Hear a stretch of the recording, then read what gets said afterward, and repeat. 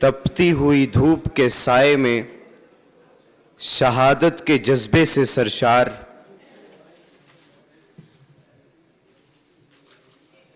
توحید و ایمان کے نیزوں سے لیس،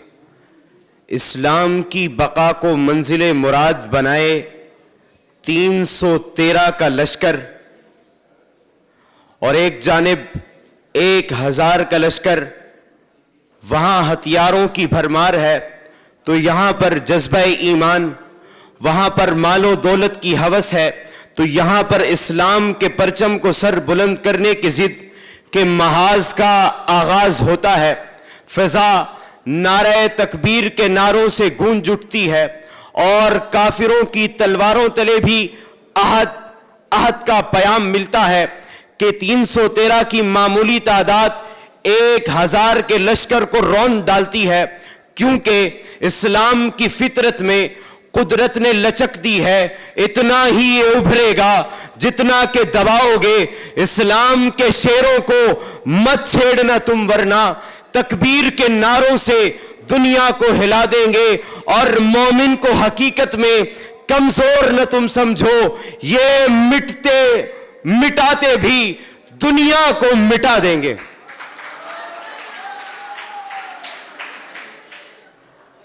اور اب 14 صدیوں بعد امت کے اس حال پر ماتم ہی کیا جا سکتا ہے صدر عالی وقار کہ 3.5 مہینوں سے جاری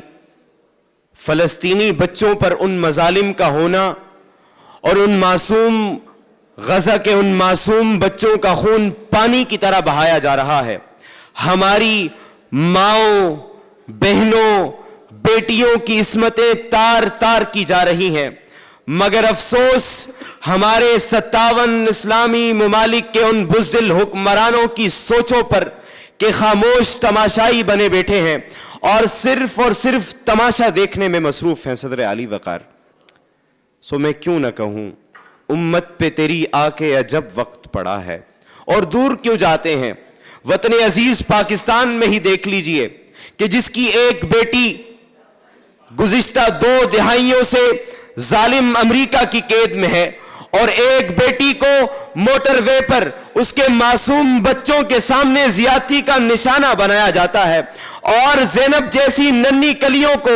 آئے روز موت کی نیند سلایا جاتا ہے، تو میں کیسے نہ کہوں کہ امت پہ تیری آ کے عجب وقت پڑا ہے۔ پھر دیکھیے وطن عزیز پاکستان کے دارالحکومت اسلام آباد میں بہتے ہوئے خون کو، کہ کبھی یہاں پر اعظم طارق، کبھی مسعود الرحمان عثمانی، کبھی بلال شہید کا خون بہتا ہے، تو میں کیسے نہ کہوں کہ امت پہ تیری آ کے عجب وقت پڑا ہے جناب والا۔ لیکن میں ان ظالم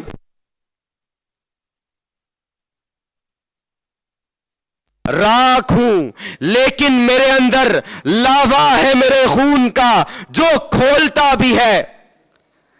کاٹ کر گردن میری خوش ہے میرا غنیم، اس کو خبر نہیں کہ لہو بولتا بھی ہے۔ کاٹ کر خوش ہے میرا دشمن میری گردن، اس کو خبر نہیں کہ لہو بولتا بھی ہے۔ صدر عالی وقار، یہ تو وہ امت تھی جس نے دنیا کو علم سے آشنا کروایا تھا، لیکن آج ہمیں اعلیٰ تعلیم حاصل کرنے کے لیے مغربی ممالک کا رخ کرنا پڑتا ہے۔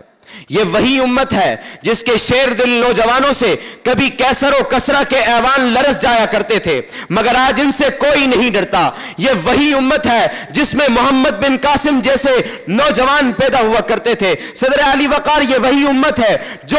کشمیری بیٹی کے سر سے چادر کھینچنے والوں کے پاؤں کے نیچے سے زمین کھینچنے والے محمد بن قاسم جیسے نوجوان پیدا کرتی تھی، لیکن آج ان جیسا کوئی نوجوان موجود نہیں۔ کبھی یہ صلاح الدین ایوبی کی صورت اس امت کی نمائندگی کرتا تھا، کبھی طارق بن زیاد کی صورت، کبھی محمود غزنوی کی صورت، مگر آج ہم میں ایک ایسا نوجوان موجود نہیں۔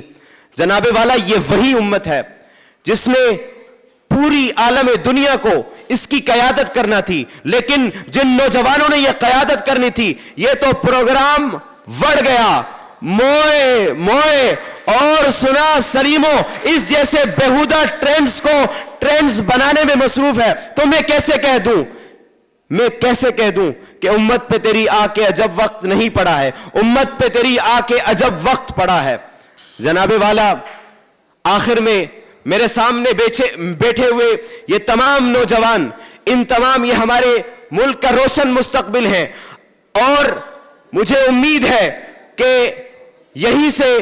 وہ سحر ہوگی کہ جس سے بے نواؤں کی نوا بھی معتبر ہوگی، اور تم جو دیکھو اگر تو تمہاری نگاہوں کی کرنوں سے سورج بھی جلنے لگے، تم چلو تو صحیح، تم بڑھو تو صحیح، ہم سفر ساتھیوں، بے خبر ساتھیوں، میری دھرتی کے منظر بدل جائیں گے، تم مسیحا ہو، تم رگے جان ہو، تم محمد علی، تم ہی قائد، تم ہی تو نگہبان ہو۔ آپ کی سماعتوں کا بہت شکریہ۔